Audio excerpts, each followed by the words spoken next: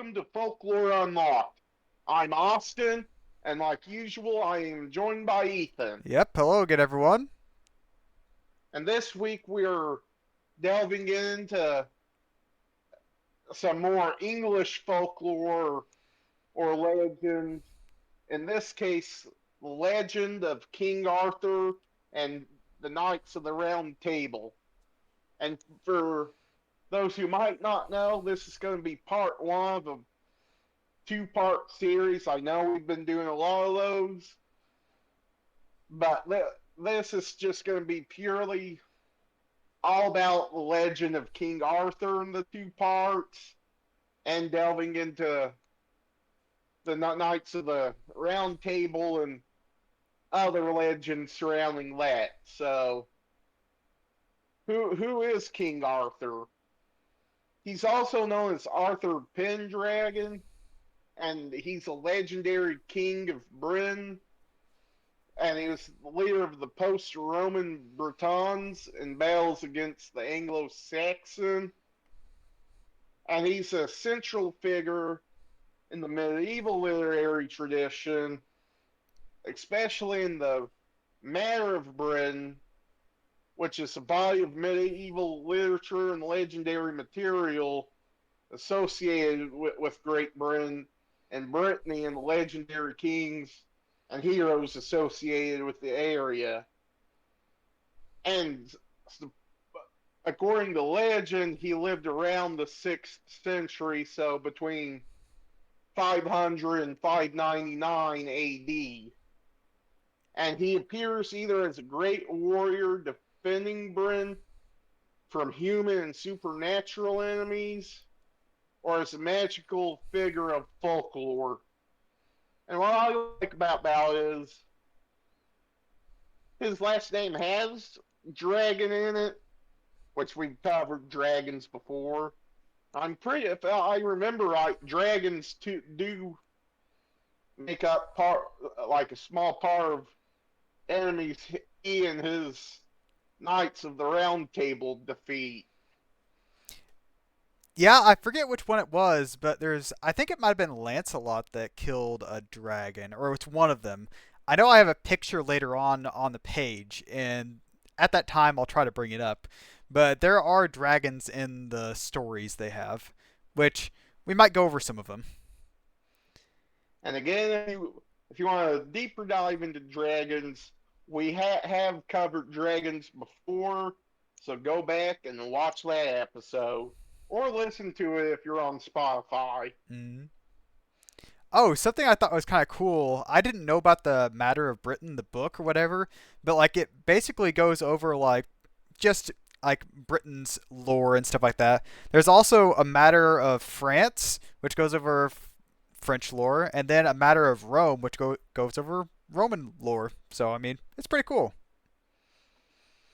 Yeah, and he also appears in the Annales Cambria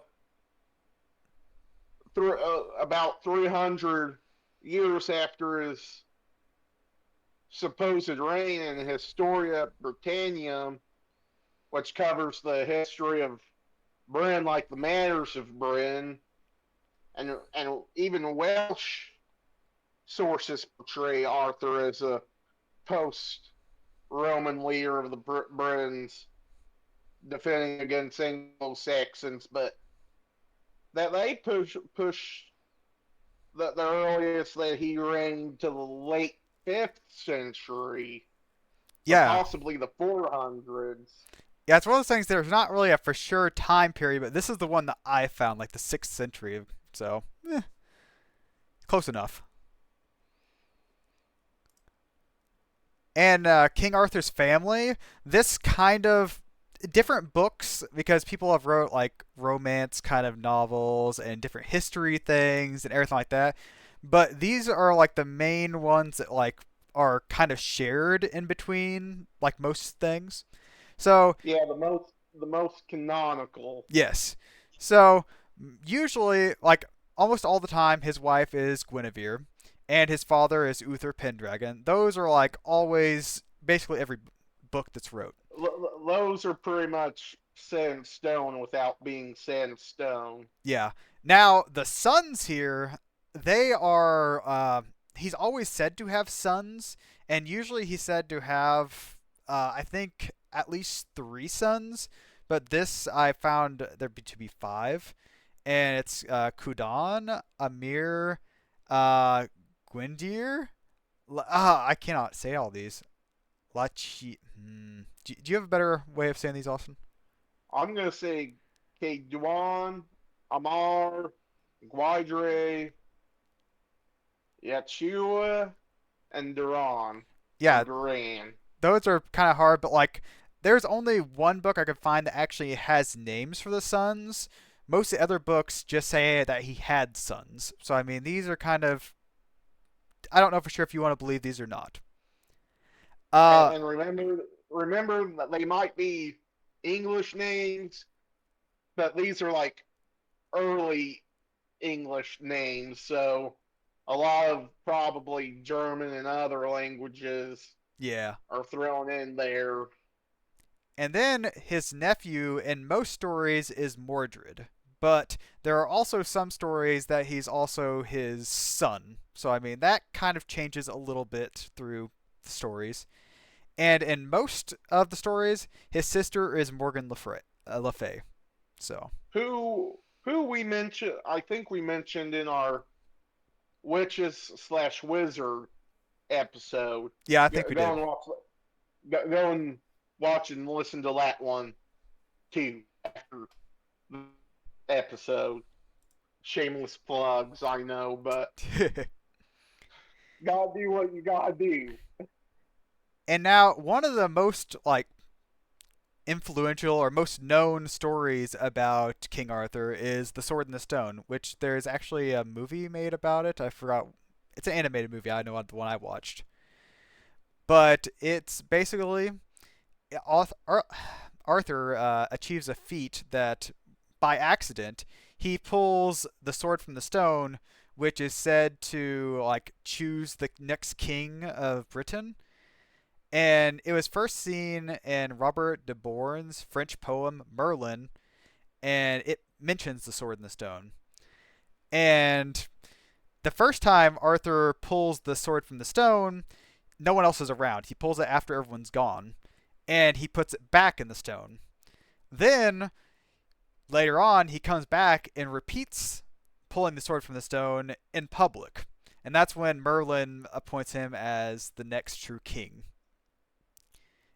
And just by pulling a sword from a sword from the stone, he was the British king. So Yeah, and something I guess we forgot to mention that yeah, Uther was like, Arthur, get out as a kid.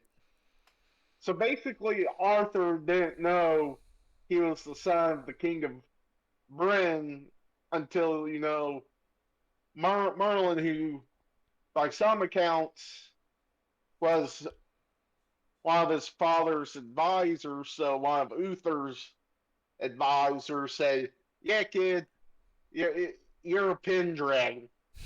You're the king." and one thing that kind of like is different in some stories, sometimes it's a sword in the stone, and sometimes the sword is through an anvil that is on top of the stone. So in some stories, it might be an anvil instead of a stone. But that's kind of just eh. Well, and a sword that often gets confused for the sword and the sword in the stone is Excalibur, and it's a legendary mythical sword that Arthur typically uses in battle, and it's attributed with magical powers or associated with the rightful sovereignty of Britain. And the sword in the stone is proof of Arthur's lineage of being a, a Pendragon and the rightful heir to the throne. Which like we were discussing, Merlin was like, yeah, dude, you're the new king. And In other accounts, the sword is given to him by the Lady of the Lake, and the sword and the stone and Excalibur are not necessarily the same sword in every source. And Excalibur's scabbard has the power that anyone's received while wearing it would not bleed at all, which would prevent the wearer from ever bleeding to death in battle. And so, in some canons, it's wielded by Gawain and some French romances, which, Lord forgive me, but that I I just don't think romances and King Arthur go together. But that's just me. And it's later returned to the Lady of the Lake when Arthur is on the brink of death, and he orders his surviving knight Griflot to cast Excalibur into a nearby lake, and Griflot tried twice to deceive Arthur because he felt like such a great sword should not be thrown away. And when Griflot finally does, throw Excalibur into the lake, a woman's hand emerges from the lake to catch it. So, and again, mention both Merlin and the Lady of the Lake in our Witches and Wizards episode. We did that back in October. Another shameless plug, but Hey, just gotta tie I all of think them together. exactly. And I think you'll see a lot of our episodes will tie some parts of our videos back to previous videos, and some things in the previous videos will make future videos more understandable. So make sure to watch and listen to all of our videos and episodes, because like Forrest Gump once said, you just never know what you're gonna get. Oh yeah, what was that one creature that we like in the English countryside? It was the monster of whatever moor. What was that again? The Beasts of Bodmin Moor. Yeah. Okay. So that lake or pond area that it was around is thought to be one of the lakes that the Excalibur was thrown into. So it could possibly be the same lake, but we don't really know for sure what lake or pond it was actually thrown into in the stories. So that's another kind So, of so, connection there. so yeah, one of our first episodes, we did mention King Arthur in that episode, and now a few months later, we're finally getting around to King Arthur. Mm. And I kind of like I don't really like romances that much, but whenever you think about knights and stuff like that, you usually do think of kind of romance kind of things, like just talking to women and whatnot, doing stuff like that. So I mean, I think romances are fine in this point, even though I don't really read about them. I usually read about the more historical kind of aspects. But yeah. And then, as Austin was saying there, Excalibur and the Sword and the Stone are not exactly the same sword. In some stories, they are, but we'll go over that. So, there's a lot of conflicting stories with the Sword and the Stone and Excalibur. So, in some stories, like the post Vulgate Suite du Merlin, they are separate swords. And the Sword and the Stone is broken at some point in time, and then Arthur received Excalibur from the Lady of the Lake as a replacement.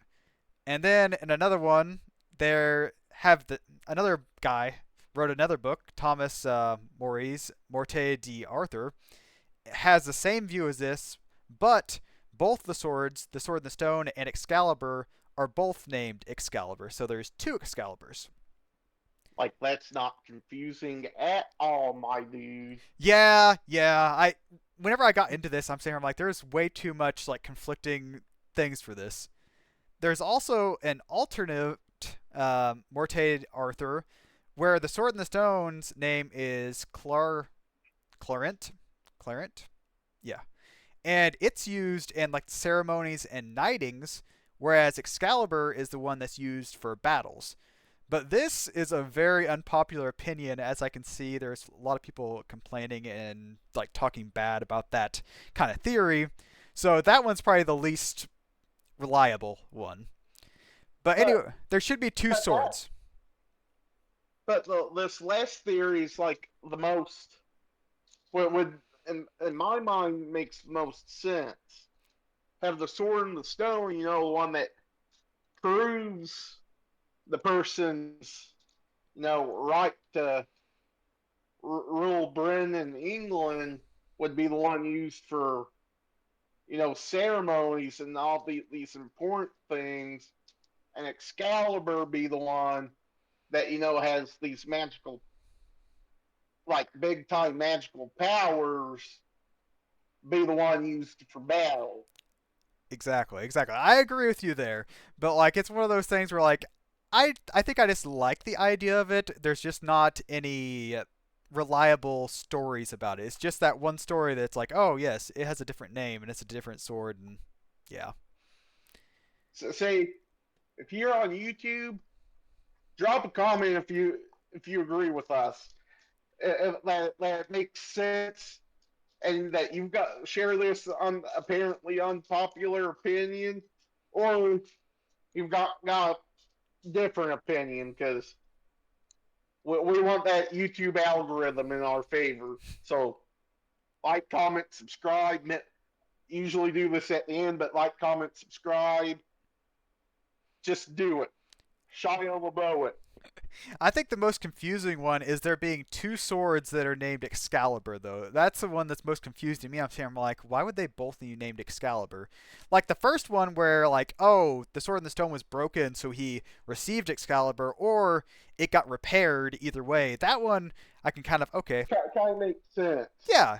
But the one where there's two swords named Excalibur, basically the same, I'm sitting there like, I don't like that as much. That's just kind of seems like too gimmicky, too much of a get out. Yeah. And we're going to touch on the Knights of the Round Table to finish off before giving our thoughts about King Arthur himself. But the legendary Knights of the Fellowship of King Arthur, which is mouthful, I'm just going to refer to them as the Round Table, was dedicated to ensuring the peace of Arthur's kingdom, and in later years entrusted to undergo a mystical quest for the Holy Grail, which we'll probably get around to doing sometime in the future because the Holy Grail itself deserves at least an episode all to itself. At least in my opinion. No, I agree. I agree. And and the round table ranges from a dozen to as many as possibly over 1,600 members.